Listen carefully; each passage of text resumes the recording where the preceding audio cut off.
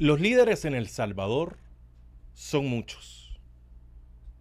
Los buenos, los malos, porque hay de los dos lados.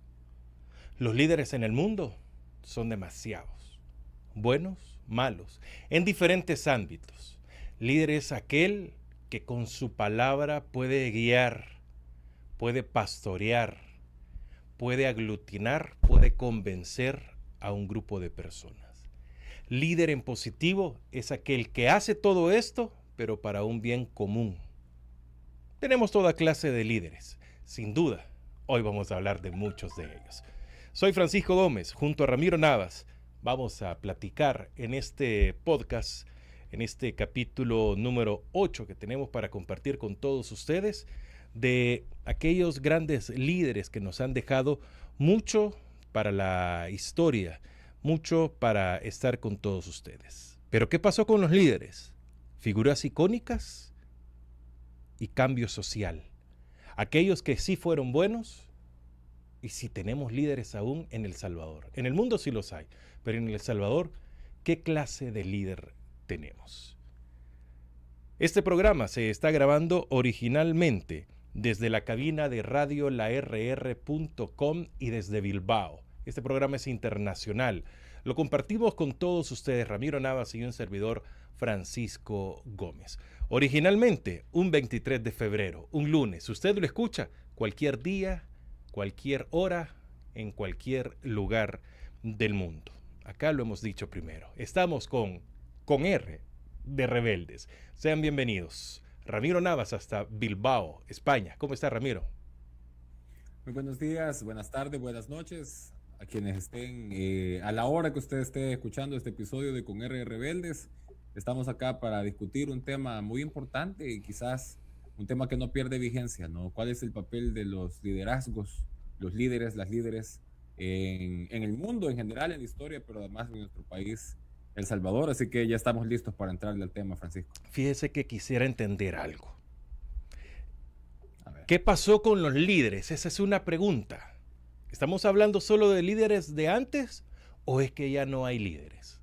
¿O de qué clase de líderes nos vamos a referir realmente en este episodio de este podcast? Figuras icónicas y cambio social. Son aquellas figuras que sí dieron un cambio positivo. Entonces, ¿de qué vamos a hablar? ¿De los que ya pasaron o es que ya no hay, Ramiro? Bueno, creo que vale la pena adentrarnos en un tema como este, pensando también qué entendemos cuando hablamos de líderes, ¿verdad? ¿Qué entendemos cuando hablamos de liderazgo? ¿El Porque líder es el como jefe? decía, No, ¿verdad? pues seguramente, Debería. no, a ver, que todo jefe debería ser un líder. Todo líder comparte las características y las funciones de un jefe, pero no todos los jefes son líderes. Eso uno lo encuentra hasta en la sabiduría popular, si se puede llamar así, pues en las redes sociales, en estos mensajes como inspiracionales. Siempre se dice eso, ¿verdad? No hay que confundir porque no es lo mismo un líder, un jefe que un líder, no es lo mismo, por supuesto. Las características que diferencian a un líder precisamente es que un jefe da órdenes, un jefe tiene una función de jerarquía, tiene una función, digamos, que está conferida incluso dentro de se da como por un mandato, ¿no? Esa es una jefatura. Casi que por norma es una persona que lleva una conducción. En cambio, una persona que tiene liderazgo, ese liderazgo no siempre es nombrado, no siempre es establecido, sino que es un liderazgo que se gana, ¿no? Es una actitud y es un conjunto de cualidades. Y en lo que respecta particularmente, cuando hablamos de liderazgos en el ámbito del cambio social, estamos hablando de figuras de la historia que ejercen una función, que ejercen una labor de empujar, dinamizar, incluso inspirar un proceso de cambio social. Hay una serie de características que reúnen estos líderes, ¿no? Pero claro, vivimos en un mundo en el que para todo hay jefes. Por espacios pequeños o grandes que sean, siempre hay una persona que lleva una responsabilidad de conducir. en un espacio de trabajo, e incluso hay jerarquías en espacios más sociales y más cotidianos. Pero la labor o la cualidad del liderazgo se ejerce sobre la base de la capacidad que tienen estos individuos de hacer que otras personas, que otros grupos sigan su dirección, puedan plantear alternativas y además que esas alternativas se conviertan en acciones y en resultados más concretos. Puedo poner algunos nombres, algunos espacios así para toda nuestra gran audiencia, porque yo así la considero que es una audiencia bastante grande y que nos acompaña de gran manera. Puedo retroceder en el tiempo al siglo pasado. Podemos hablar de Feliciano Ama, no sé, Farabundo Martí, Mélida Anaya Montes, Prudencia Ayala. No sé si los próceres eran líderes también. Chafik Handal. No sé, se me puede... Por supuesto que nuestro santo, San Óscar Arnulfo Romero. ¿Esos son líderes natos o son aquellos líderes que en el camino la misma población los fue haciendo líderes, Ramiro? No, creo que esa es una de las preguntas más básicas, digamos, más frecuentes cuando se habla acerca del tema de los liderazgos en general, ¿no? Si es una cuestión con la que se nace. Es esta frase, ¿verdad? ¿El líder nace o se hace? Exacto.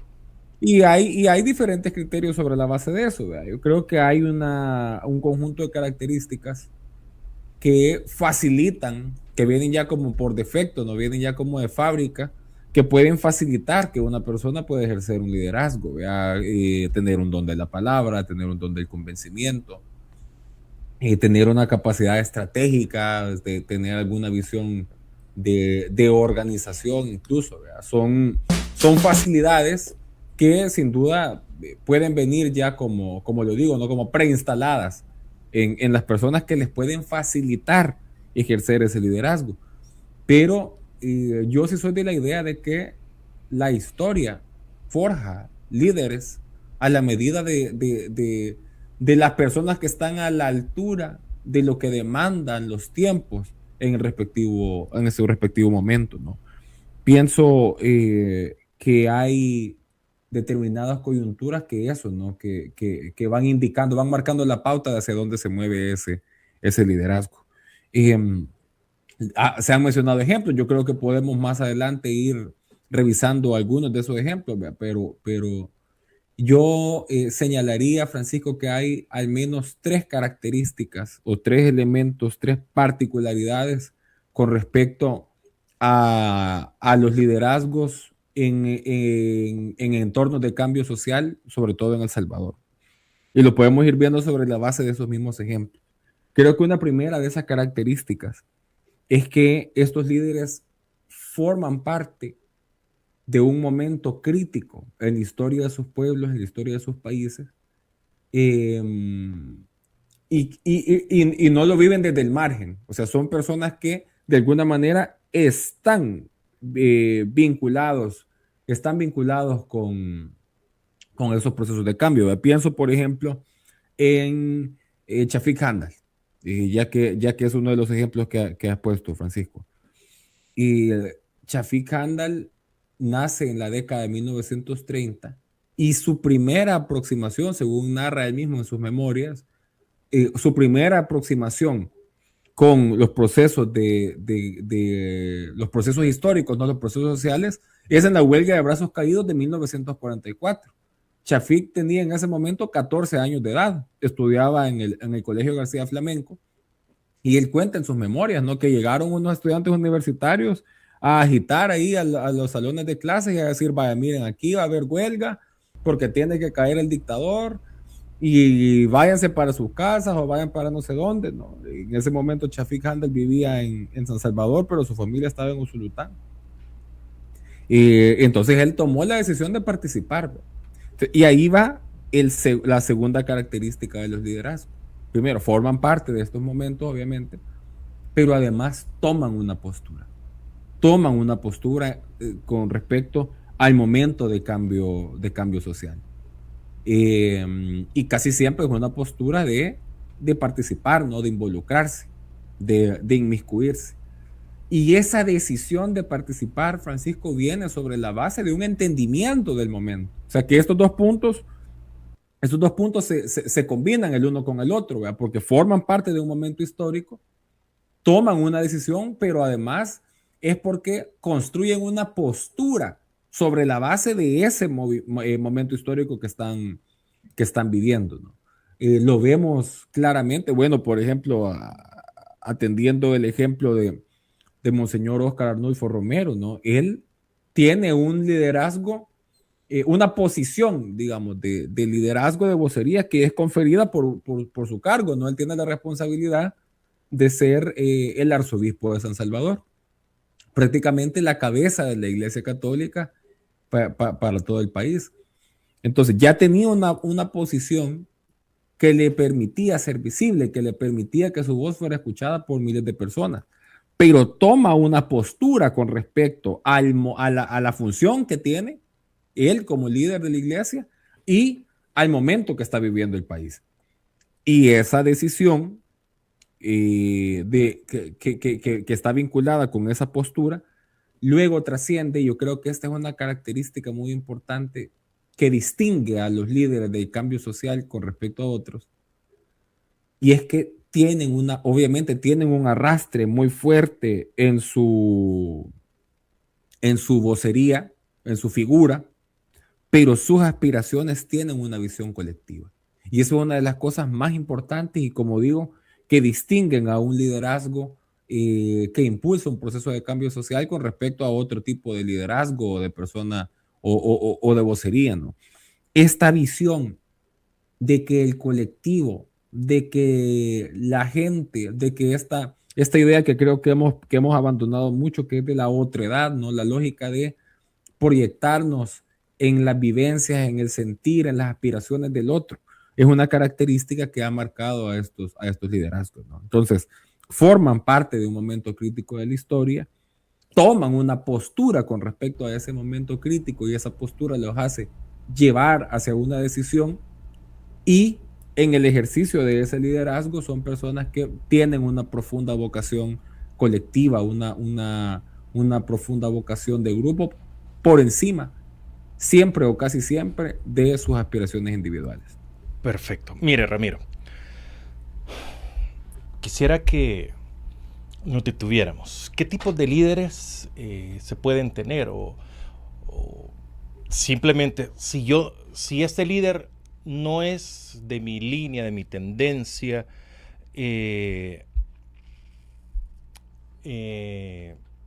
como yo quiero, entonces, ¿lo puedo considerar líder o solamente son líderes si piensan como yo quiero? No, es que el líder toda vez se trate de una figura que es capaz de incentivar, de motivar, de impulsar a otras personas a tomar una posición y a tomar acción, ya tiene algún nivel de liderazgo. Pero es que, a ver, para pensar en líderes no es necesario pensar nada más en aquellos líderes populares de masas, ¿vea? Que mueven, que agitan a las grandes agrupaciones, sino que en espacios muy reducidos puede haber liderazgo también. En un grupo de 5 personas puede haber alguien que ejerza algún nivel de liderazgo. O sea, toda vez se trate de una figura capaz de incidir en la decisión, en la postura, en el pensamiento, en la acción de otras personas, ya hay un liderazgo, independientemente de si a uno le guste o no le guste ese liderazgo. Por ejemplo, uno a lo largo de la historia no puede ocultar también la influencia que han tenido líderes que han hecho un daño profundo a la humanidad, ¿verdad? Al final, figuras, ya que hoy hablamos tanto acerca del fascismo y de los proyectos antidemocráticos, con toda la razón del mundo para hablar de ello, el papel que tenían las figuras que impulsaban, que encabezaban esos proyectos fascistas, era fundamental. No se entendería el avance, por ejemplo, del fascismo en el siglo pasado sin entender, sin dimensionar la figura de Hitler, la figura de Mussolini, la figura incluso de Franco. Las dictaduras latinoamericanas también tuvieron un gran papel personalista, ¿no? Trujillo, Stroessner, Videla, Pinochet, Somoza. La función del líder, del rostro, de la figura, es esencial, ¿no? Estos líderes carismáticos. Ahora, cuando hablamos de liderazgos para el cambio social, sí hay una distinción. Y es que independientemente de la afinidad ideológica, son personas que impulsan un mensaje de cambio, pero que además es una cuestión que trasciende el discurso. O sea, en procesos de cambio, de transformación social, se debe trascender del discurso. No es solo lo que se dice, es llevar ese discurso a la práctica, y a la práctica cotidiana. Que lo que inspire con respecto al líder no sea, o a la líder, no sea nada más hacer lo que dice, sino que en su práctica, en su ejemplo, en su conducta, haya también una manera de retomar todo aquello, ¿no? Entonces, claro, del siglo XX para atrás, era bastante evidente, era bastante lógico incluso, que los procesos de cambio avanzaran porque había gente que asumía esa batuta, como decimos, ¿no? Que asumía esa condición, que asumía el papel de decir, bueno, que mi voz sirva para que otras personas puedan tomar un ejemplo. Ahora, ¿qué es lo que pasa? Ahí también había otra manera de entender muchas cosas. Incluso otra manera de entender cuándo el liderazgo se podía ejercer como un privilegio, pues, porque venimos de culturas políticas en la cual, y de culturas sociales en general, en la cual el liderazgo es un privilegio. Yo creo que eso mismo, esa misma noción debería de ser revisada. O sea, realmente es un privilegio el liderazgo. Realmente y ojo, que no estoy hablando de los puestos de jefatura, no estoy hablando de cargos, estoy hablando de la posición de líder. Realmente la posición de líder es un privilegio, es una cuestión beneficiosa cuando se ejerce como debe ser. Yo creo que la posición de liderazgo trae costos asociados, y trae costos asociados que implican no solo el ejercicio de esa función colectiva, digamos, de liderar, sino las dimensiones personales, las dimensiones humanas, no solo de la persona que ejerce como líder, sino de su círculo de alrededor. Entonces eso, ¿no? Hay tareas adyacentes, hay tareas que se cruzan con el tema de ejercer como líder, para los cuales obviamente se requiere algún nivel de preparación, ¿no? Cuando ser líder es en sí mismo un privilegio, la calidad, la sustancia de ese liderazgo queda realmente afectada, ¿no?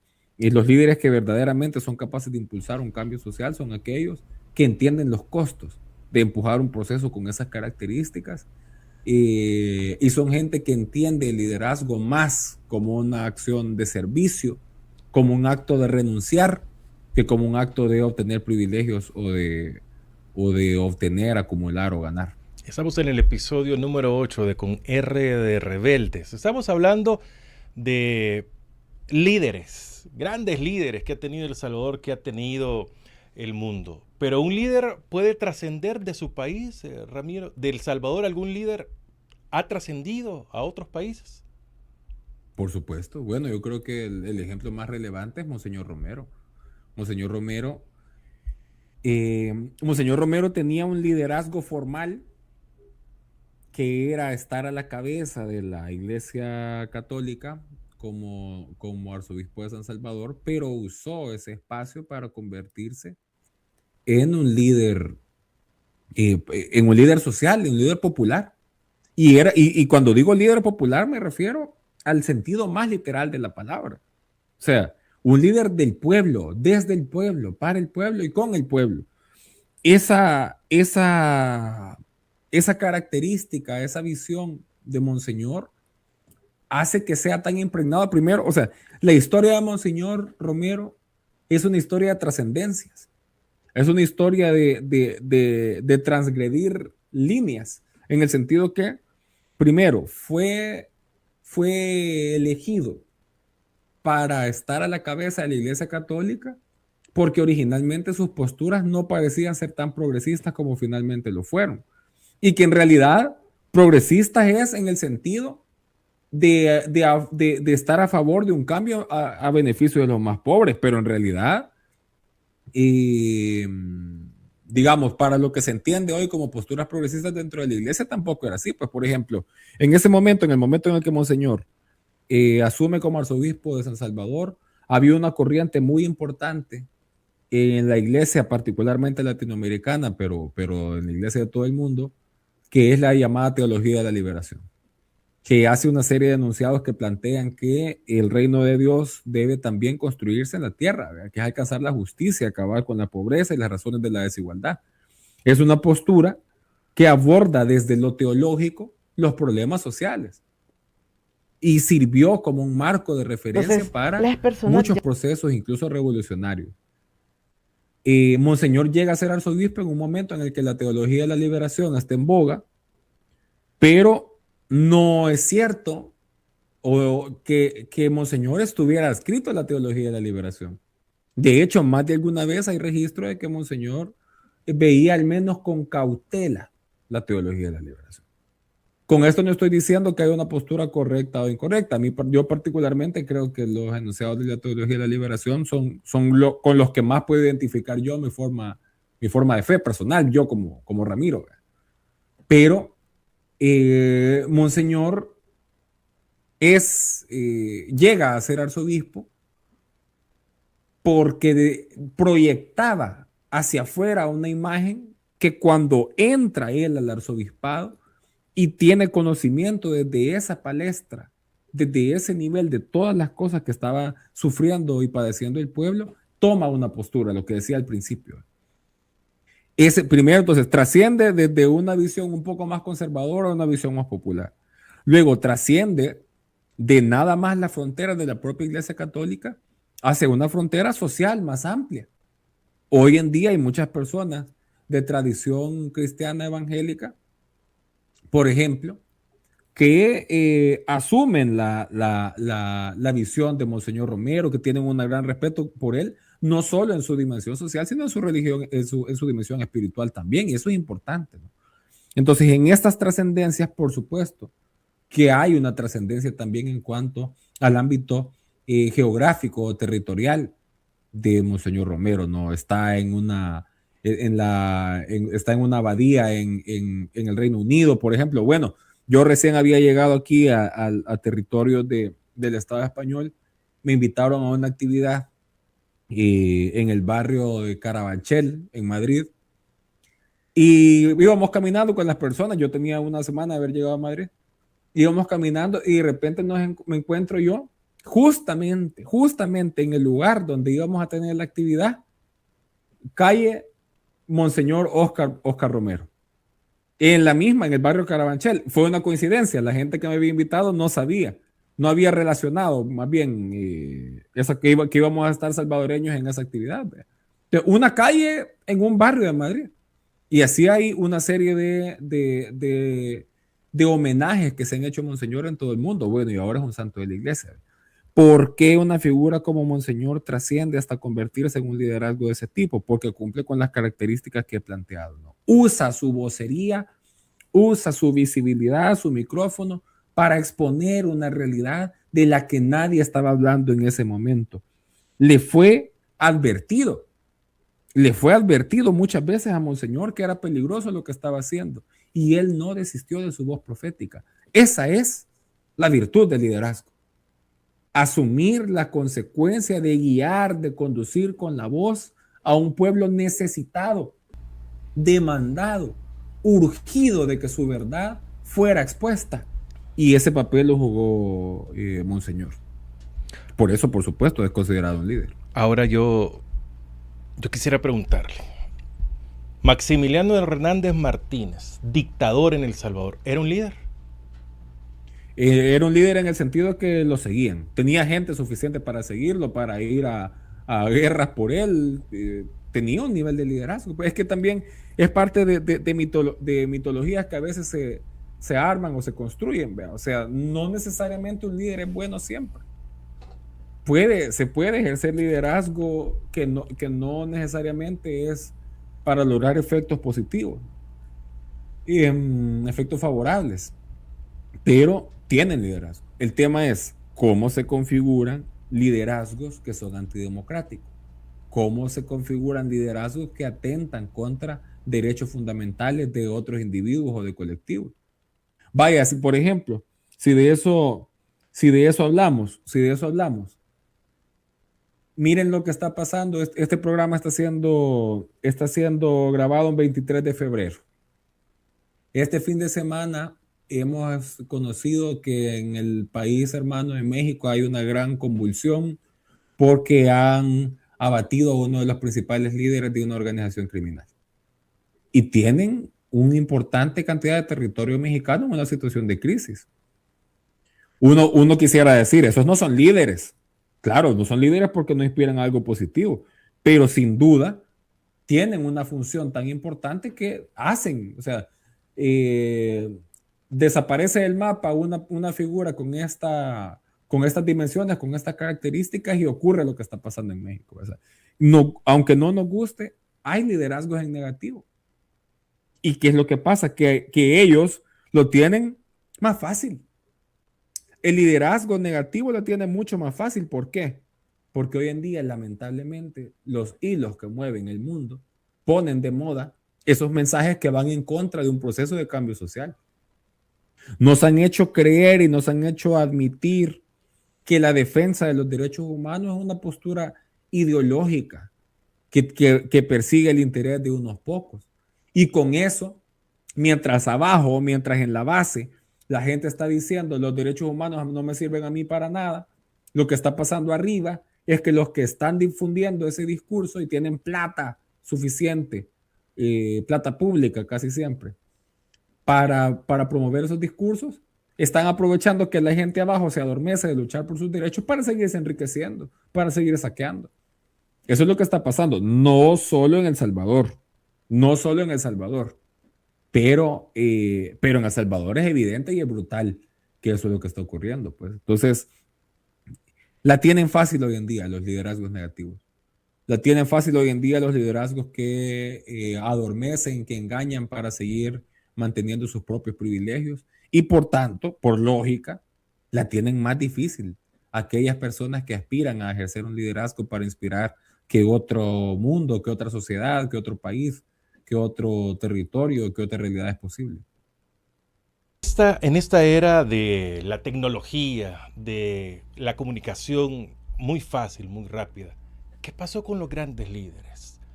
¿Se han quedado en redes sociales o ahora se llaman influencers?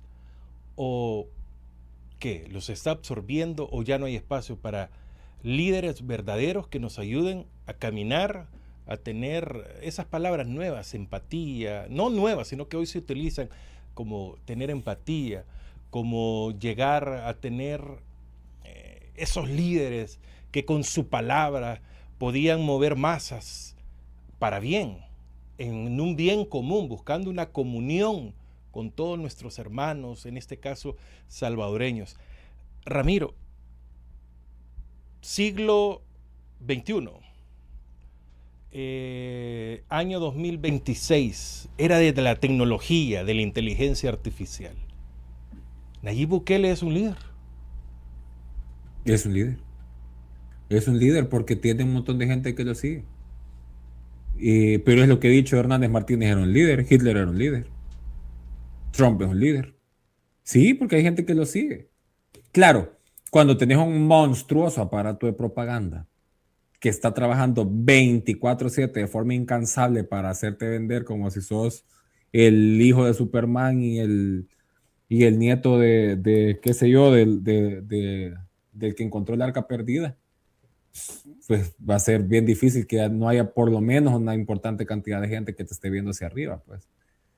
No es casual que esta última ola de liderazgo de ultraderecha en el mundo hayan llegado sobre la base hayan llegado sobre la base de estos monstruosos aparatos de propaganda. Tienen dinero suficiente para promoverse a sí mismos y lo han hecho. Es lo que han hecho. Vaya, ¿qué otros está queriendo agenciar como uno de los grandes líderes del mundo ahorita? Y lastimosamente lo es. Elon Musk, el dueño de Twitter y de otro montón de cosas más. Pero archimillonario, una cantidad de dinero. ¿Y qué fue lo que hizo? Uno de los espacios políticos a nivel global de información y tal, que tenía sus problemas, pues tenía sus deficiencias, sus carencias, que era Twitter. ¿Qué es lo que hizo? Vino y lo compró. Y ahora es clarísimo que desde que Elon Musk es el propietario de Twitter, las cosas han cambiado. El enfoque, el algoritmo ha sido modificado. Hablábamos de eso en episodios anteriores acerca de la dictadura del algoritmo. Pero esa dictadura del algoritmo está condicionada, está supeditada a la voluntad de los dueños del algoritmo. ¿Y ejerce esta gente algún tipo de liderazgo? Sí, ejerce un liderazgo. El tema es, ¿para qué? La balanza sobre la cual se mide y se pesa esos liderazgos es ¿para qué existe y se ejerce ese liderazgo? Es claro, es evidente que hoy en día la sociedad moderna está urgida, está necesitada de nuevos liderazgos, de liderazgos que sean capaces de inspirar confianza en que el futuro pinta para bien. Pero ¿cuál es el caldo de cultivo? ¿Cuál es el alimento de estos líderes de la internacional del odio, de estos líderes de ultraderecha, que te pintan un futuro apocalíptico y se aprovechan de él? De verdad que son los jinetes del apocalipsis, porque cabalgan sobre la base de todos los miedos que pueda tener la sociedad y los alimentan. Y claro, se les hace más fácil por la incapacidad que han tenido los proyectos progresistas de plantear precisamente un imaginario superior. Ahora lo que dinamiza es el miedo. Y estos líderes son mercaderes del pánico. Son mercaderes del pánico. Usan ese miedo para movilizar. Y esa es la sustancia con la cual han construido su liderazgo, ¿no? Hacen falta líderes. Pero aquí voy a decir una cosa que es muy importante. Un líder solo porque habla bonito, solo porque se ve bien, solo porque es inspirador, no es el factor absoluto en la ecuación para que se produzca un cambio social. Y esto creo que es una de las conclusiones más importantes y que creo que por eso es importante que exista este episodio de Con R Rebeldes. Es importante hablar de los líderes. Fundamental entenderlos, analizarlos, estudiarlos, pensar por qué ya no hay líderes de la talla. O tal vez si los hay, tal vez el baremo con el que hay que medirlos es otro. Pero el punto central es no basta con el líder. No basta con alguien que hable bonito, no basta con alguien que se ponga la cabeza. Analicemos los casos. Si ese liderazgo, que puede ser la copa del árbol, no se sustenta en una raíz profunda, que es un respaldo social, ese liderazgo no es efectivo para hacer un cambio de verdad.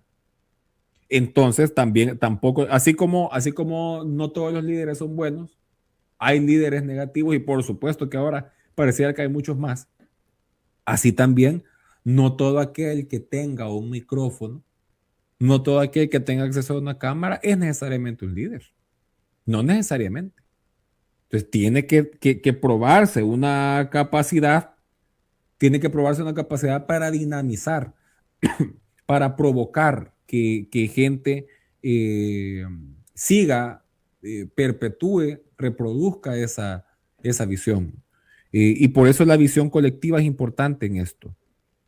El liderazgo en conjunto se compone de las personas que son líderes, pero además de las otras personas que alimentan y fortalecen ese liderazgo, ¿no?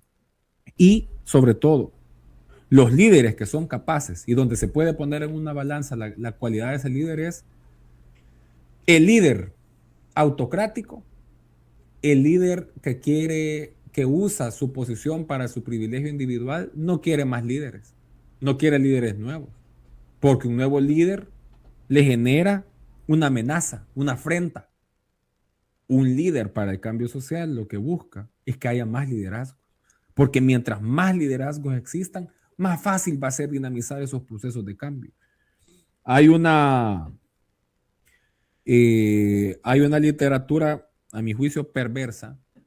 Ojalá no se ofenda a nadie que pueda ser fanático de este libro. Yo lo leí hace años y sé de muy buena fuente que el presidente salvadoreño lo tiene como un libro de referencia. Sé, y yo le digo que sé porque sé, que es este libro que se llama Las 48 leyes del poder, de Robert Greene. Y uno lee ese libro, que es como la versión ultra sobre mega, sobre giga de los libros de superación personal. ¿Ve? Ese es como superación, pero elevado a la 10ª potencia. Y te saca 48 reglas que el autor Robert Greene, plantea que es lo que hacen los grandes líderes. ¿Ve? Pero es una cosa realmente, yo creo que si le seguimos un hilo conductor a esta lógica perversa de la ultraderecha en el mundo, yo creo que ese libro algún papel tuvo que jugar. Porque realmente te enseña a ser un manipulador, a ser un maquiavélico en el mal sentido de la palabra, a manipular, a pasar por encima. Y hay varias de esas normas.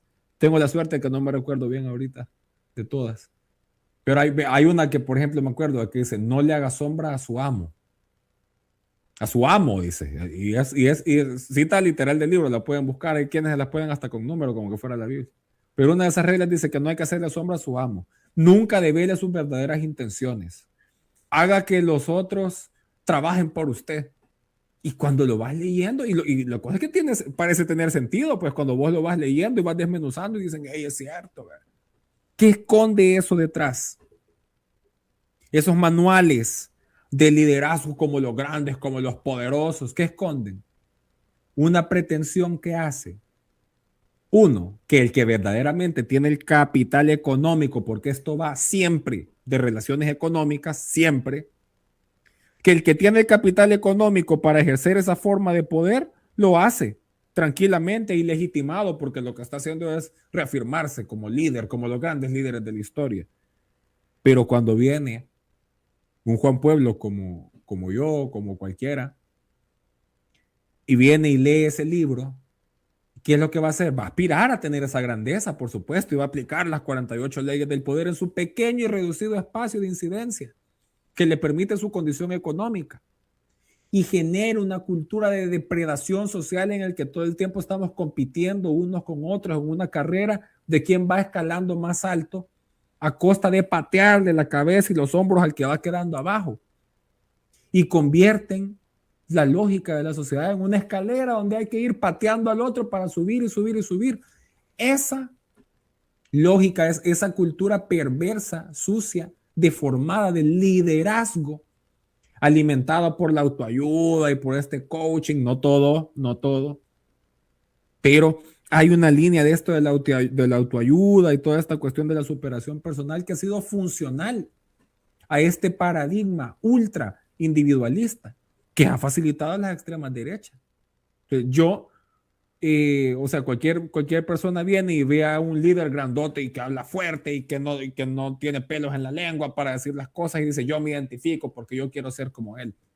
Sobre la base de ese pensamiento, de esa forma perversa de liderazgo, es que se han fundado y se han establecido los proyectos antidemocráticos modernos. Ahora sí, vemos este planteamiento.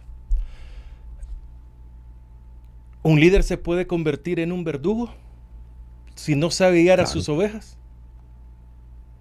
Claro que sí. Y eso puede ser de varias formas, y qué bueno el ejemplo de las ovejas. Porque el líder de las ovejas es su pastor. ¿Verdad?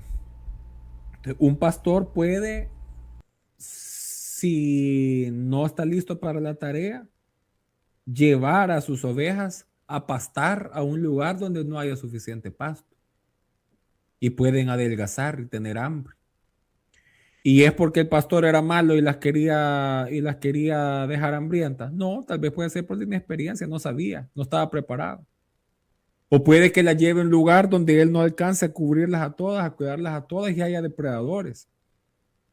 Y pueda que algunas de las ovejas del rebaño sean víctimas del depredador. O puede que el pastor un día diga, bueno, yo tengo una gran necesidad, tengo hambre, me quiero comprar un nuevo abrigo.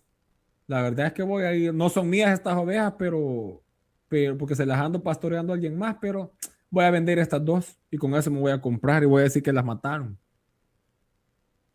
Y cualquiera puede decir, bueno, lo hizo por necesidad, pero engañó al dueño de las ovejas. O puede que haya un pastor que sea de verdad una persona que solamente no tiene ningún amor por la vida y que maltrate a las animalitas como están bajo su jurisdicción y que lo haga por maldad. El factor común en todas estas historias, en todos estos escenarios es que las ovejas salen heridas. En algunos casos por negligencia, por falta de preparación, en otros por genuina maldad. Lo mismo pasa tristemente en una sociedad como la nuestra. Somos ovejas, somos parte de un rebaño y somos conducidos por estos pastores. Lastimosamente pareciera que somos el caso en el cual o nos venden para beneficio de ellos, o de verdad hay algunos que solo se entretienen, con el pueblo. Me surge una duda, Ramiro. Sí, sí. Yo líder, yo Francisco, soy el líder de mi país. ¿Yo puedo heredar mi liderazgo a mi hijo, a mi hija, a mi sobrino, a mi esposa, a mi padre? O decir, yo Francisco, líder de la RR, le traspaso mi liderazgo a Ramiro Nava. ¿Se puede eso y el pueblo lo acepta? ¿O mis seguidores lo aceptan? En términos formales, digamos, en la formalidad de liderazgo, que son los cargos, las posiciones, incluso las vocerías, se puede transferir, heredar, en el sentido de cómo hacer este traslado de este capital simbólico que tiene el liderazgo, ¿vea? Como yo era el director de algo y ahora vos sos el nuevo director, ¿vea? O yo, vaya, a ustedes que siempre me han escuchado a mí, ahora escuchen a este. Eso se puede hacer formalmente. Ahora, en la sustancia, como el liderazgo es más una virtud, una cualidad que una posición, lo que se puede es influir en que otra persona asuma esas características y esas cualidades de liderazgo, ¿verdad? Pero en términos, digamos, sustanciales no es transferible y quizás no debería ser transferible. A lo sumo, o sea, ¿quién define quién debe suceder al líder? ¿Es el mismo líder o es esa colectividad a la cual el líder responde? Esa es una de las preguntas más fundamentales de la democracia y de la humanidad misma. ¿El líder es tan buen líder que él debe decidir quién sigue? Para algunos tal vez. A mi juicio, si el líder o la líder se debe a una colectividad, es esa colectividad la que debe darle legitimidad a un nuevo liderazgo, propuesto por el líder anterior o por quien sea, o que salga de las mismas entrañas de esa colectividad. Pero estos vicios y estas deformaciones que vienen asociadas con ejercer posiciones de liderazgo son las que terminan generando que incluso los que han sido buenos líderes puedan llegar a un nivel, llegar a un punto en el que haya estas deformaciones y asuman que el liderazgo le corresponde a ellos por su condición de ser ellos, ¿verdad? Y no por formar parte de esa colectividad.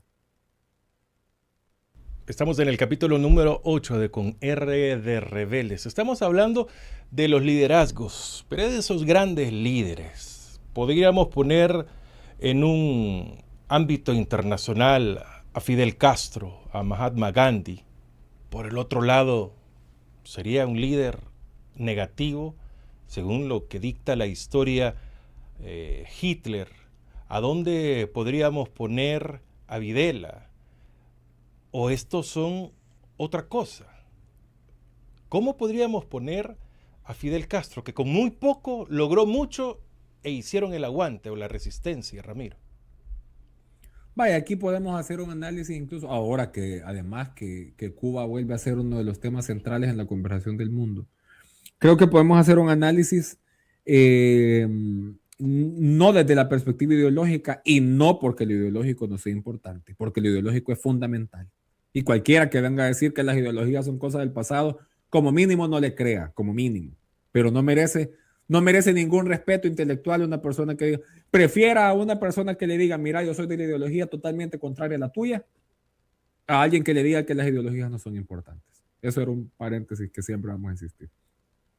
Pero aparte de la cuestión ideológica, hay figuras que tienen un nivel de trascendencia. Y, por ejemplo, si hablamos de la figura de Fidel Castro, estamos hablando de una persona que marcó un antes y un después en la historia de América Latina y del mundo. Ahora, ¿fue él solo? Yo no creo que haya sido él solo. Yo no creo que ningún cambio social lo hace un líder solo, ni que sea el más inteligente, el que mejor habla, el más consciente. No, no, no, no. Siempre hay un proceso social que va relacionado, ¿verdad? Ahora, hay características y hay virtudes. Insisto, independientemente de su afinidad o no con la figura de Fidel Castro, de la Revolución Cubana, estamos hablando, por ejemplo, cualidades de Fidel Castro. Una elocuencia verdaderamente cercana a la genialidad, pues a la magistralidad. Yo creo que una de las obras que quien sea debería leer alguna vez en su vida, aunque sea ojearla, ojear un vistazo, es la defensa, la autodefensa que hizo Fidel Castro cuando fue procesado por los tribunales cubanos, que una defensa de horas y horas y horas, que ha sido condensada en el libro La historia me absolverá, que así termina, de hecho, toda la gran exposición con argumentos jurídicos, técnicos, y termina al final, dice, condenadme, no importa, la historia me absolverá. Son frases icónicas que pasaron a la historia del mundo. Y estamos hablando de gente con un carisma y con una claridad que hacía que la gente lo siguiera. Entonces, claro, uno piensa en la talla de líderes de esas características. Vaya, si quieren que hagamos un contrapeso, yo creo que no es secreto para nadie que los anfitriones de este podcast tenemos una visión clara, ¿verdad? En cuanto al espectro ideológico. Nosotros nunca nos hemos estado escondiendo para eso. Pero si alguien quisiera tener un contrapeso, desde otra perspectiva, hay quienes piensan que líderes políticos de derecha como de los 80, por ejemplo, como Reagan, como Margaret Thatcher, tuvieron algún nivel de liderazgo, vaya, y de alguna manera, pues en su segmento ideológico, tuvieron un nivel de aceptación, ¿vea? Un nivel de respaldo. Hay que ver qué efectos produce ese liderazgo, ¿vea? Pero es que incluso, Francisco, incluso hoy en día, los mismos líderes de derecha del siglo pasado les quedan bien grandes y bien distintos a los líderes de la derecha actual. Les quedan bien grandes, son tallas distintas. Entonces, uno puede tener la afinidad que sea, ¿verdad? Pero ves que los Estados Unidos han tenido presidentes como Barack Obama, como Bill Clinton, los mismos Bush, Jimmy Carter, ¿verdad? Y ahora ves este señor que está ocupando la Casa Blanca y vos decís, no, hombre, hay un desnivel bien considerable, bien considerable. Entonces, insisto, la virtud del liderazgo es su capacidad para inspirar procesos de cambio. Y en el caso de los líderes progresistas es para entender que la historia va más allá de sí mismos y que el líder juega un papel importante, pero no es el papel absoluto. Y cualquiera que venga diciendo yo y solo yo tengo la solución es alguien de quien hay que desconfiar. El Salvador, en este momento de la historia, está viviendo una situación de crisis profunda de la legitimidad de lo político y de la legitimidad de la democracia. ¿Es el único país que está así? No. Hay muchos países que están en crisis de la democracia. Me atrevo a decir, y ojalá me equivoque, Ojalá me equivoque. Pero me atrevo a decir que la descomposición democrática no ha llegado a su peor punto. Que puede seguirse distorsionando más, puede seguirse deteriorando más. Y ese deterioro puede llegar a ser carísimo, carísimo para la civilización humana. Ya empieza a existir una serie de cuestionamientos con respecto a la idea de democracia. Empiezan a brotar, van a seguir avanzando. Vamos a llegar a puntos en el que estos líderes despotriquen contra la democracia misma, contra la democracia misma. Y ojo, que esto no implica una defensa radical y absoluta de la democracia en sí misma, de la democracia liberal. Sabemos quienes tenemos una postura crítica con respecto a la democracia liberal. Yo creo que la democracia llamada liberal burguesa no ha cumplido su función, de ser el sistema que mejor y más representa los intereses del pueblo. Pero la solución es lo que decimos siempre, ¿verdad? Si a su casa no le sirven los focos porque está dañado el sistema eléctrico, usted lo que hace no es meterle nitrógeno a la casa y explotarla desde los cimientos. Lo que hace es buscar cuál es la parte que no funciona y esa es la parte que va a arreglar, no dinamitar la casa. Entonces, la crítica hacia la democracia liberal tiene que venir sustentada de una forma de avanzar, de profundizar en la democracia, no de dinamitarla, que es lo que están haciendo los líderes de ultraderecha en el mundo actualmente. Entonces, hoy más que nunca tenemos una enorme urgencia de voces que tengan la capacidad de cuestionar el discurso oficial de los enemigos de la democracia, que hagan una crítica encaminada a profundizar la participación del pueblo y no lo contrario. O sea, la crítica hacia la democracia liberal tiene que llevar hacia un modelo más perfeccionado de democracia. Si quieren democracia participativa o el apellido que le quieran poner, pero no hacia dinamitar la democracia y avanzar hacia régimen donde uno solo, una argolla, un grupo familiar o una sola persona tome todas las decisiones sobre el destino de miles y miles de mujeres y hombres de nuestras sociedades y de nuestros países. Todos estos comentarios que estamos haciendo, esta análisis o pensamientos que tenemos, usted lo puede contrarrestar, usted puede poner el suyo también, dejándolo en las redes sociales, Facebook, YouTube, X, Instagram, en TikTok. También quedan algunos aspectos para poder compartir con todos ustedes. Lo pueden hacer en vivo o lo pueden dejar en los comentarios. El podcast en su totalidad está en nuestro canal de YouTube de Radio La RR. Allí están los 8 capítulos a su disposición. Cada semana vamos agregando un nuevo tema para compartir con todos ustedes. Desde la religión puedo ser un líder indiscutible.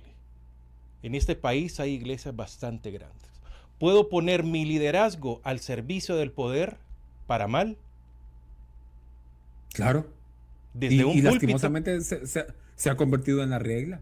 Se ha convertido en la regla. Miren, no es por nada. Pero desde que, y se los está diciendo una persona que fue criada en un hogar cristiano evangélico. Desde Monseñor Romero, ya que estábamos hablando tanto de él, desde Monseñor Romero, ha habido un intento por todas las bandas, por todos los flancos, para regresar a esa lógica de que la iglesia no se tiene que meter en política. Y eso puede ser parcialmente cierto, en el sentido que la Constitución salvadoreña prohíbe que los ministros religiosos sean candidatos. ¿Por qué? Porque claramente un ministro religioso, un pastor, un sacerdote, un imán, quien sea, si tiene una función de conducción espiritual, puede manipular ese liderazgo para incidir. ¿Verdad? Por eso es que la Constitución prohíbe que un ministro religioso en funciones participe en política partidaria. Pero esa es una cosa bien distinta a que un guía de fe no pueda tomar una postura a favor de la gente, pues, o en contra de las injusticias. Entonces ha habido desde Monseñor Romero un montón de intentos, tanto desde dentro de la Iglesia Católica como desde otras denominaciones, por meter esta lógica, ¿verdad? No, ahorita los problemas de la tierra son en la tierra nada más, y el sufrimiento que nosotros pagamos aquí es un mérito, porque después en la vida más allá de la muerte íbamos a ser recompensados. Por supuesto que quienes somos creyentes creemos precisamente que nos espera una vida mejor más allá de la muerte. Quienes hemos decidido creer eso y lo creemos por convicción, estamos seguros de ello. Pero es que estamos viviendo en esta vida, en esta historia, en esta realidad, en este momento. ¿Y cómo podemos decirnos cristianos y cristianas si desatendemos la responsabilidad que tenemos con esta historia, con esta vida, con la construcción de un reino de Dios aquí y ahora, que no niega un reino de Dios más allá de la muerte, no lo niega? Pero, ¿cuál es el interés que persiguen estos liderazgos religiosos que promueven que hay que desatenderse? Fíjense, suele ser gente que dice, miren, hay virtud en el sufrimiento. Yo acompañé a un pariente cercano mío una vez a una iglesia grande, bien grande, en la que en un culto de Navidad dijo, ya estaba el régimen de excepción. Y dice este pastor, se me han acercado madres, dice, que tienen a los hijos presos, que yo sé que son inocentes, dice, si yo los conozco, los hipotes. Pero yo les digo, mire, la verdad es que hay que darle gracias a Dios, les dice. Hay que darle gracias a Dios porque quizás eso es lo que necesitaba su hijo para corregir su camino. Y salen las mamás de los hijos inocentes que están presos y salen diciendo, es cierto lo que dice el pastor, gracias a Dios que me detuvieron injustamente a mi hijo. Imagínense el nivel de perversidad que hay en ese planteamiento. Y si de verdad son cristianos, ¿creen ustedes que el Señor no les va a pedir cuentas después de estar haciendo eso? Y claro, este mismo pastor que les estoy mencionando sale después en el desayuno de oración ahí con Bukele, codeándose con los funcionarios. ¿Qué te dice? ¿Qué es lo que te está diciendo eso? Vea, entonces, insisto en la responsabilidad que tiene el líder. Y que, sobre todo si hablamos del liderazgo de un líder, creo que todo liderazgo es espiritual, Francisco. Aunque sea o no sea religioso, todo liderazgo es espiritual. Porque el verdadero líder es el que te toca el espíritu. El que mueve las fibras de tus ideas, de tus emociones, de tus pensamientos, de tu visión del futuro. Necesitamos una nueva cantera de liderazgos sociales, de líderes que puedan decir, hay un mañana distinto al que nos está proponiendo y lo que nos está vendiendo e imponiendo la ultraderecha. Hay un mañana diferente en el que sí hay solidaridad, en el que los derechos sí son compatibles con las oportunidades, porque ¿qué es lo que está diciendo la ultraderecha? Que es incompatible, que para que haya mejora económica y seguridad no puede haber derechos humanos. Eso es mentira. La mejor manera de garantizar desarrollo económico y garantizar seguridad es reconocer los derechos. Pero necesitamos líderes que se pongan, como dicen, los pantalones o la prenda que quieran, la falda, lo que se quieran poner. Que se pongan bien dispuestos a impulsar el mensaje y decir, sí hay una alternativa posible. Y no solo decirlo, sino atreverse a proponerle y plantearlo. Cuando eso empiece a pasar, ¿va a haber un cambio automático? No. Pero es uno de los primeros pasos que se tienen que seguir. Y digo una vez más, el papel individual del líder es muy importante, pero como dice aquella hermosa melodía, ¿qué cosa fuera la masa sin cantera? Ni masa sola, ni cantera sola. O sea, se necesita la masa y se necesita la cantera. ¿Qué quiere decir? Se necesita la base social. Sin base social no hay liderazgo viable, no hay liderazgo posible y no hay cambio que pueda ser alcanzado. Un líder, al morirse, ¿qué se vuelve? O si lo asesinan, se vuelve mártir. ¿Qué pasa después de que físicamente desaparece el líder?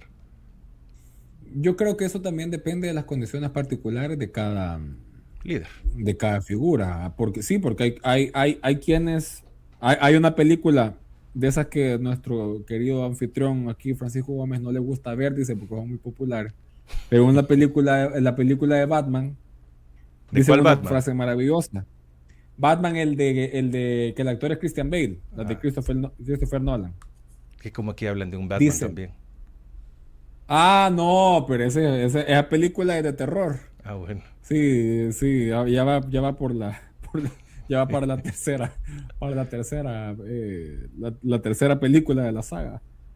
No, el Batman que sí es ficción de Christopher Nolan, dice, vives, ¿cómo es? O mueres demasiado pronto para convertirte en héroe, o vives lo suficiente como para ser un villano.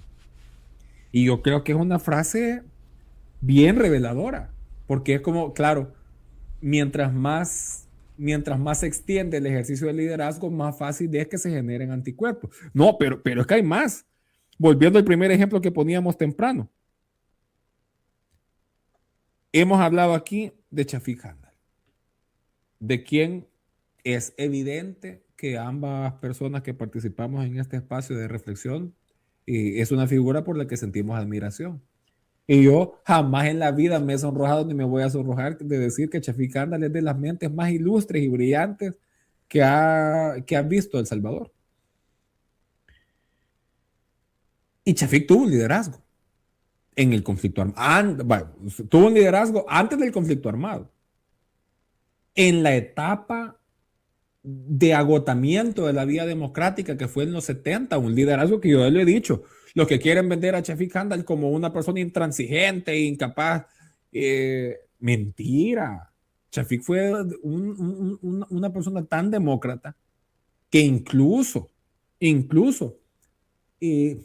se respaldó una candidatura de una persona abiertamente anticomunista, que era el ingeniero Napoleón Duarte, con tal de evitar un conflicto armado y un derramamiento de sangre.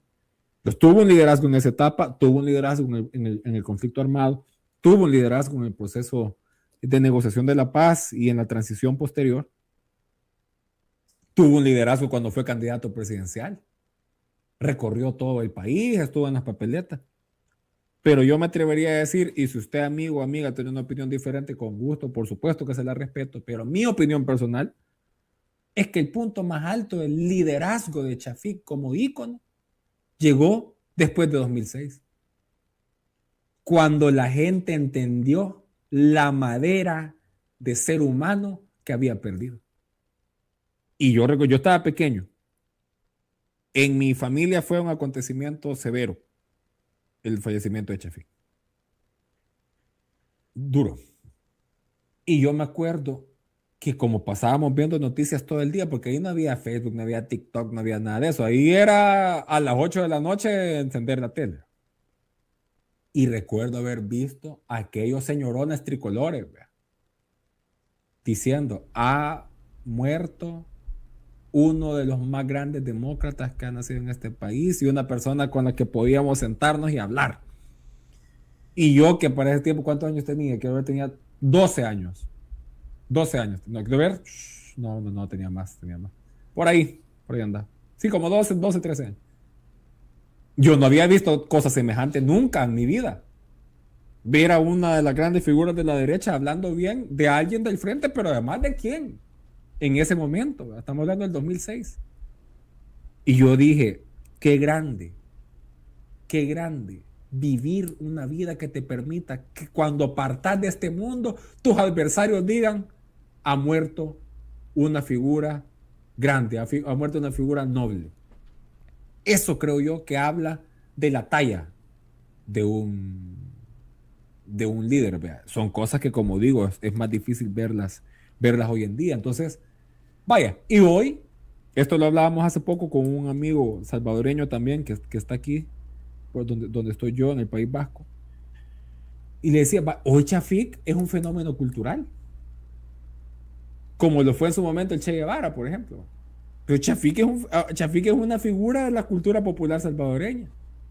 Y lo ves, por ejemplo, en memes, en videos, en publicaciones, en páginas, y lo ves como una figura. Y ojo, cualquiera podría creer que es una burla, pero no.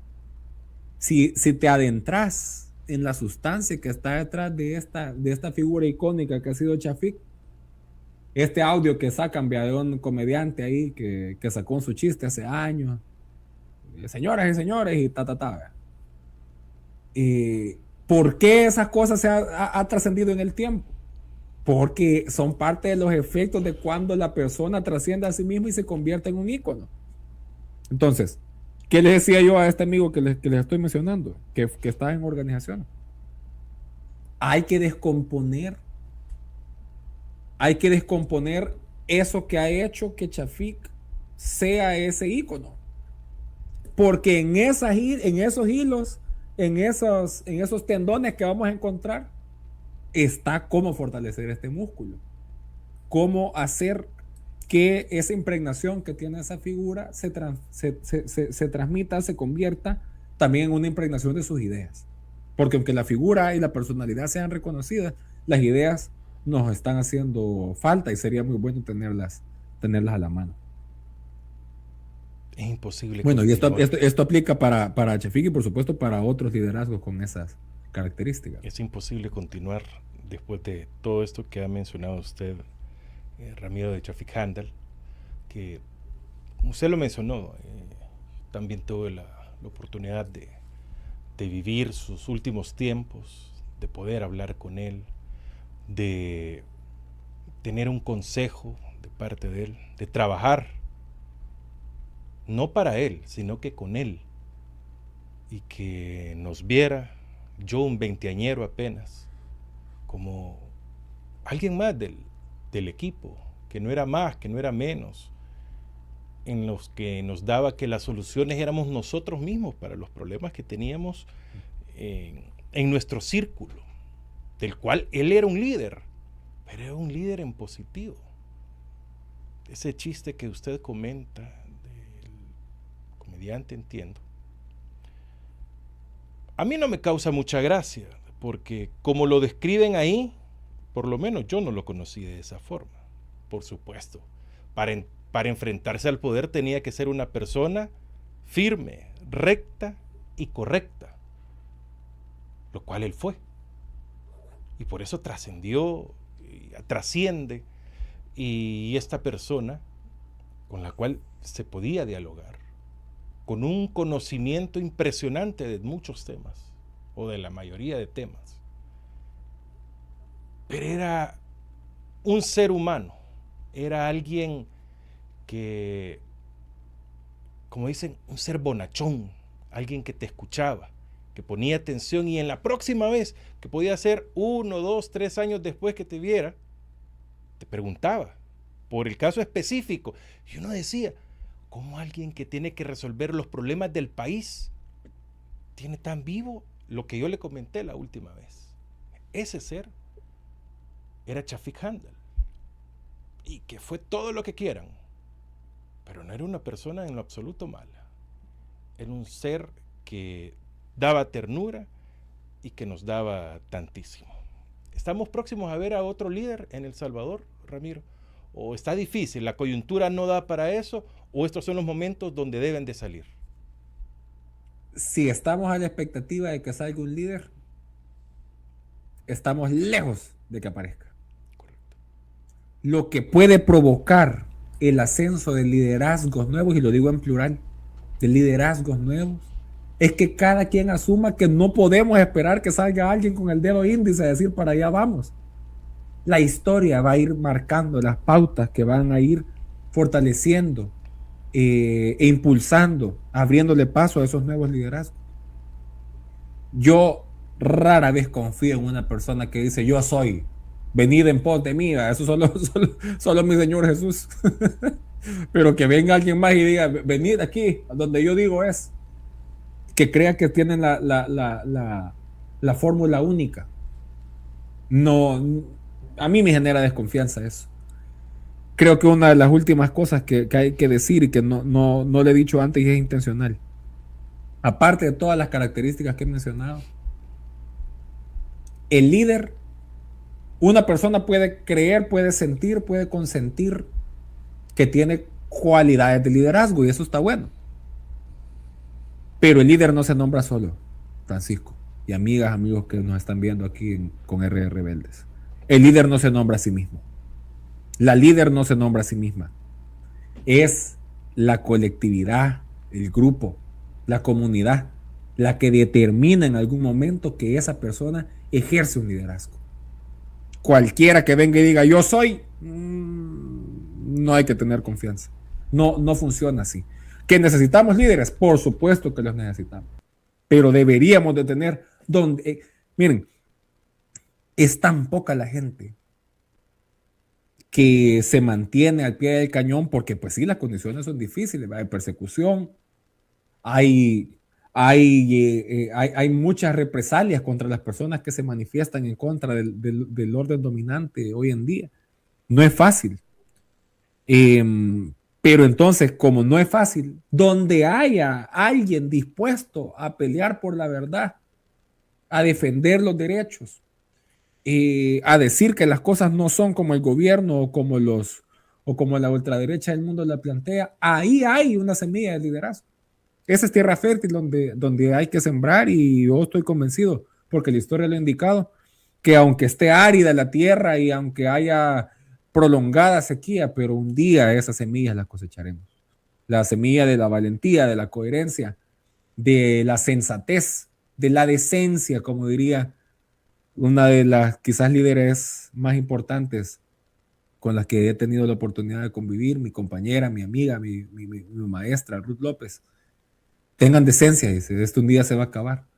La decencia es la sustancia que fundamenta, que alimenta a un liderazgo, y la decencia no se compra, no se obtiene, no se transfiere, se inculca, se educa.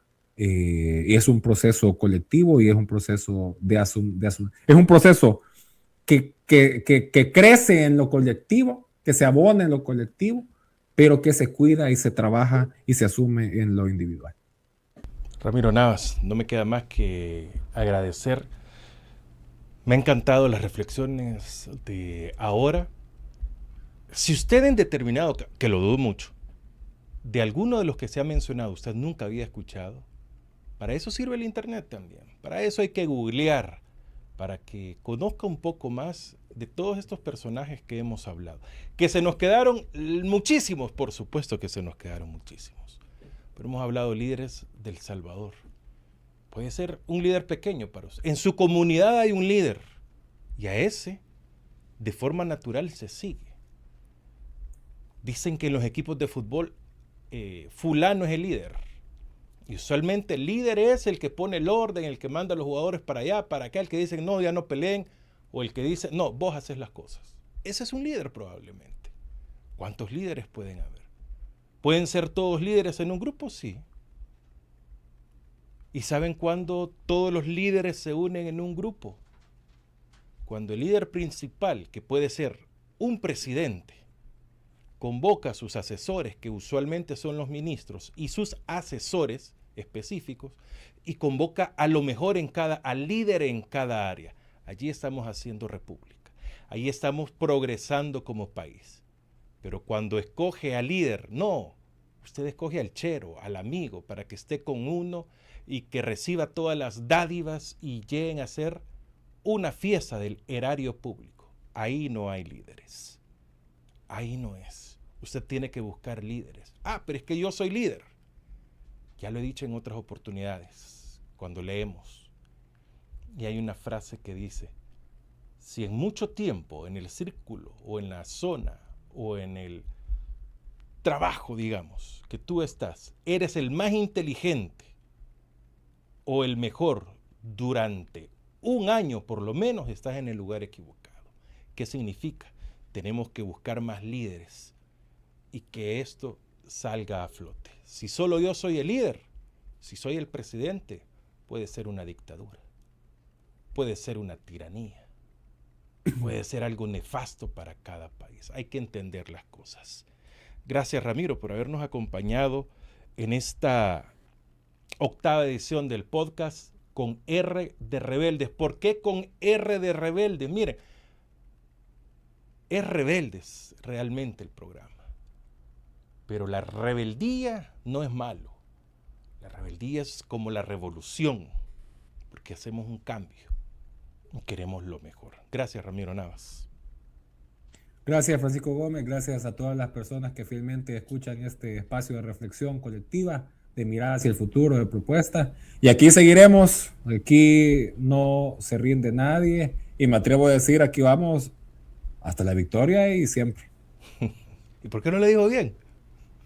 Hasta la victoria. No, siempre. porque sí, hasta la victoria. No, hasta la victoria y siempre. Por eso le digo. ¿Y por qué no lo digo bien? Bueno. Ramiro Navas, ¿cómo lo encontramos en redes sociales a usted? @Ramiro Navas_ en todas las redes, en Instagram, en Twitter, en TikTok. Ahí estamos compartimos a veces, bueno, siempre compartimos fragmentos de acá del programa. He estado viendo, aprovechando antes de la despedida, he estado viendo un par de comentarios en YouTube y alguien nos estaba preguntando si vamos a subir los capítulos si estamos en Spotify, preguntaba. Sí. Sería bueno retomarlo, ¿no? No, retomarlo. Sí, bueno, sí. Usted retomarlo, yo por primera vez. Sí, yo antes subía mis columnas, pero yo creo que podemos. Sí. Bueno, así vamos haciendo comunidad con la audiencia, por supuesto. Es una propuesta que la vamos a tomar. Aquí ustedes pidan, igual no se lo vamos a dar. No, así decía un funcionario. Si ustedes pidan, igual no lo vamos a hacer. Bueno, muchas gracias a todos por habernos acompañado. Usted nos puede seguir en todos nuestros canales, páginas, perfiles, no sé, lo que usted quiera. Facebook, YouTube, X, Instagram, TikTok. Estamos en la web con nuestra página principal que solo tiene el reproductor del streaming de audio, radiolarr.com. Estamos con R de Rebeldes. Nuevo capítulo, próximo lunes en radiolarr.com. Siempre tu radio.